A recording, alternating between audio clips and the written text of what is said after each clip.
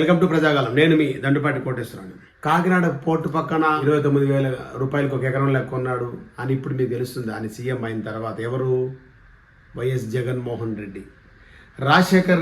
YS Rajasekhar Reddy గారు 2004లో CM అయిన తర్వాత 2005 నుంచి 2008 వరకు ఇప్పుడున్న ఓఆర్ఆర్లో ఎక్కడెక్కడైతే ల్యాండ్లు ఉన్నాయో అప్పట్లో భోజనానికి పిలిచి ఒక 10 ఎకరాలు ఒక ల్యాండ్ ఉందనుకోండి, భోజనానికి పిలిచి భోజనం పెట్టిన తర్వాత ఇగో ఎకరానికి 5 లక్షలు 10 లక్షలు అని ఇచ్చి గన్ను పెట్టి మరి బెదిరించి రాసుకున్నారని చెప్పి వార్తలున్నాయి, కాండాలు అందరూ బయటకు వస్తే తెలుస్తుంది.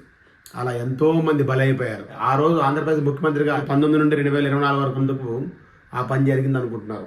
అసలు మీకు తెలియాల్సింది ఏంటంటే ప్రతి ఇసుక, శాండు, మైండు ఏదైనా సరే ప్రతిదీ కూడా జగన్మోహన్ రెడ్డి అండ లేకుండా ఆంధ్రప్రదేశ్లో ఏది జరగలేదు. విజయసాయి రెడ్డి ఉండని, వైవి సుబ్బారెడ్డి ఉండి, సజ్జల రామకృష్ణారెడ్డి, మొత్తం కర్త కర్మ క్రియ అన్ని జగన్మోహన్ రెడ్డి. అసలు ఎన్ని డబ్బులు లిక్కర్ స్కామ్లో వాళ్ళ ఇంటికి వెళ్ళినాయి. ఒక్క డిజిటల్ వ్యవహారం జరగలేదు. ఒక బీర్ కొనాలనుకున్న సరే క్యాష్ ఇవ్వాలి తప్ప ఎక్కడ కూడా ఆన్లైన్ పేమెంట్ లేదు. ఆ డబ్బులన్నీ ఎక్కడ పోయినాయి? ఎంతకు అమ్మిర్రు? 160 రూపాయల బీర్ని 230 రూపాయలకి అమ్మిర్రు. ఆ తర్వాత బార్లో 280 రూపాయలు ఉండేది. మరి ఇవన్నీ ఎక్కడికి వెళ్ళినాయి? ఏ ప్యాలెస్కి వెళ్ళాయి? అది కూడా చర్చించి దీని మీద కూడా పూర్తి విచారణ జరపాలి. ఈరోజు సముద్రం నడిబొడ్డు మీద రేషన్ బియ్యం వెళ్తున్నాయి, బయట దేశాలకి తారలిపోతున్నాయి అంటే దానికి కారణాలు ఎవరు? అది కూడా మెయిన్ సూత్రధారి ఆయనే వస్తాడు. అసలు చూడండి, ఈయనకి సన్మానాలు చేయాలంట. మనం ఒక సినిమా చూసినాం, గుండా హనుమంతరావు ఆర్టిస్ట్గా సన్మానం చేస్తారు. చిటికలు అంటారు, లేదా బ్రహ్మానంద సన్మానం అంటారు, ఏం చేసేయాలని సన్మానం అంటారు. అలాంటి సన్మానం ఏమని నడుస్తారు విన్నదాం. నాకు షాల్వా కప్పాల్సింది పోయి, కప్పాలి, నన్ను పోడాల్సింది పోయి, నవ్వు ఒకటి మళ్ళా ఏంది మాట. చూడండి ఆయన అన్నదానికి ఇప్పుడు ఆయన ఏమంటుండండి ఒకసారి. గన్నులు పెట్టారు, బెదిరించారు, మీటింగులు పెట్టారు, ఇంటికి రమ్మన్నారు ఆ కేవీ రావుని. కాకినాడ సెన్స్ 820 ఎకరాలు ఎంత కొన్నారో తెలుసా?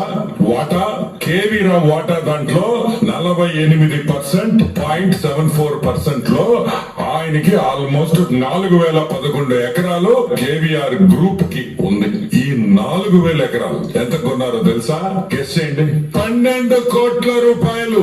4011 ఎకరాలు 12 కోట్ల రూపాయలకి బెదిరించి, తుపాకీ పెట్టి బెదిరించి ఈ హాఫ్ టికెట్ జగన్మోహన్ రెడ్డి 4. ఇప్పుడు మీకు ఒక్కొక్కటి బయట వస్తుంది. ఇప్పుడు ఈ 4,000 ఎకరాలు అవి చెప్తారు. కానీ ఆంధ్రప్రదేశ్లో ప్రతి స్కాము అంటే ప్రతిదీ చీపురు పుల్లతో సహా స్కామ్ జరిగిన ఈరోజు బల్లల్లో చెత్త బళ్ళు కానీ, రేషన్ బియ్యం బల్లలు కొనుక్కుని కానీ, వెహికల్స్ కానీ, అంబులెన్స్లు కానీ ప్రతి స్కామ్లో కూడా వారింటికి జగన్మోహన్ ఇంటికి పైసలు లేనిదే వెళ్ళలేదు. దానికి తోడు విశాఖపట్నంలో గుర్తుపెట్టుకో, విజయసాయి రెడ్డి గారు ఏదో అంటున్నారంటే డిఫర్మేషన్ కేసు వేస్తా, చంద్రబాబు నాయుడు మీద వేస్తా, నేను ఒక ఎంపీని, నాకు లుకౌట్ నోటీస్ వెలిగిస్తా. 16 నెలలు జైలు నుండి వచ్చిన వ్యక్తి మీరు 43,000 కోట్లు ఒక ఈడీ అటాచ్మెంట్ కేసు చేసింది. ఆ కేసులో చార్టెడ్ అకౌంట్ A2 మీరు ఇప్పుడు డిఫర్మేషన్ కేసు వేస్తాను. ఎవరికి బెదిరిస్తున్నారో అర్థం కావట్లేదు. విజయసాయి రెడ్డి చెప్తాడు, నేను డిఫర్మేషన్ కేసు వేస్తా, నేను అది చేస్తా, ఇది చేస్తా. విశాఖపట్నంలో పాలిమర్ కంపెనీలో ఆ రోజు వాయు కాలుష్యం రిలీజ్ అయ్యి ఎంతమంది చనిపోయారు, దానికి కారణం ఏంటి? ఇవన్నీ తీయాలి. ఆ భూములు ఎవరు? శరత్ చంద్రారెడ్డి ఎవరు? ఏంది ఏం సంగతులు? వైజాగ్ భూములు మొత్తం ఎంవివి సత్యనారాయణ మీ ఎంపీ, వైసీపీ ఎంపీ ఎందుకు కిడ్నాప్ గురైన? ఈ బలవంతపు ఎన్ని జరిగినాయి విశాఖపట్నంలో? అప్పుడు వైఎస్ విజయమ్మకి ఎందుకు టికెట్ ఇవ్వాల్సి వచ్చింది? వైజాగ్ని మొత్తం దోచుకుందామని చూశారు. దానికి A2 అన్న ఏదైతే నామకరణం ఉందో కరెక్ట్ సరిపోయింది. జగన్మోహన్ రెడ్డి A1 అయితే A2 విజయసాయి రెడ్డి. ఎవరెవరో డిఫెన్స్ ల్యాండ్లో ఎవరెవరికి ఇచ్చారో మిలిటరీ రిటైర్ అయిన తర్వాత వాళ్ళకి ఒక 6 ఎకరాలు 5 ఎకరాలు కేంద్ర ప్రభుత్వం ఒక భూమి ఇస్తుంది. ఆ భూమి ఒక 12 సంవత్సరాల తర్వాత యూనివర్సిటీ ఇస్తారు. కానీ ఆ భూములన్నీ రాసుకోవడం జరిగి బెదిరించి వాళ్ళకి ఎంతో కొంత డబ్బులు ఇచ్చారు. సగం డబ్బులు ఇచ్చి బెదిరించి, లేకపోతే వాళ్ళకి యూనివర్సిటీ రాదని చెప్పి బెదిరించి డబ్బులు ఇచ్చారు. ఇలాంటివి ఎన్నో జరుగుతున్నాయి. 20,000 ఎకరాలు కొట్టేశాడనే విషయం మీరు అందరూ గుర్తు పెట్టుకోవాలి. అంటే కాకినాడ పోర్ట్ పక్కన 29,917 రూపాయలకి ఒక ఎకరా కొన్నారు. ఈ రోజు జగన్మోహన్ రెడ్డి నేను అడుగుతున్నా, పొట్టి సారాయి రెడ్డిని అడుగుతున్నా, భారతదేశంలో ఎక్కడైనా సరే 29,000కి ఒక ఎకరా దొరకద్దా?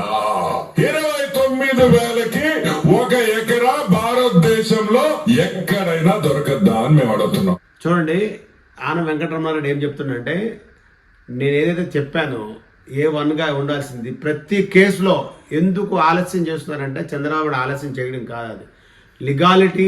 ప్రతి ఎవిడెన్స్ పట్టుకున్నాక ఆయన జనవరి నుండి తిరుగుతూ ఉంటుండే కదా, ఏమో చేయలేదు, ఇప్పటివరకు వచ్చిర్రు, ఆ పథకాలు లేవు, ఈ పథకాలు లేవు, ఆ పథకాలు లేవు.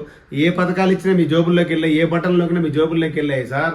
ఇప్పుడు మీరు ఆ అన్నిటికీ కూడా ప్రతిదీ ఎవిడెన్స్ ఆధారంగా తీసుకొని అట్లా కోర్టులోనే పడేస్తే ఆటోమేటిక్గా ఆ పథకాలతో పాటు మీరు కూడా ఇంకా 15 సంవత్సరాలు జైల్లో ఉంటారు. చూడండి ఏమన్నాడు ఆయన. ఇస్తాడా అని మేము అడుగుతున్నాం. ఈ రోజు మేము ఒకటే అడుగుతున్నాం, అసలు ఎఫ్ఐఆర్ లో A1 గా ఉండాల్సింది ఎవరు? విక్రాంత్ రెడ్డి కాదు, విక్రాంత్ రెడ్డి కాదు, YS Jaganmohan Reddy half ticket. ఈ రోజు A1 గా ఉండాల్సింది. ఈ విషయం నేను సిఐడి డిపార్ట్మెంట్ కి, డిఐజీ గారికి, డీజీపీ గారికి అందరికి నేను మనవి చేస్తున్నా. అట్లా ప్రతి విషయంలోనే జగన్మోహన్ రెడ్డి హస్తం లేనిది, వైఎస్ భారతిరెడ్డి గారి హస్తం లేనిది ఏ స్కాము జరగలేదు అని జగమెరిగిన సత్యము.